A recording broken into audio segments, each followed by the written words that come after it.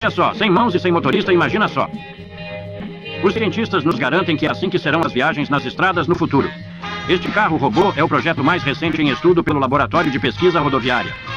Tudo funciona através de impulsos eletrônicos computadorizados, enviados ao carro por meio de uma unidade receptora especial fixada na frente.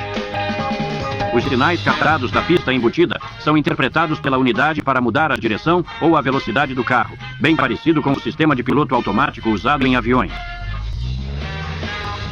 Eles dizem que no futuro, todos os veículos em uma rede de estradas principais poderão ser controlados remotamente até o seu destino.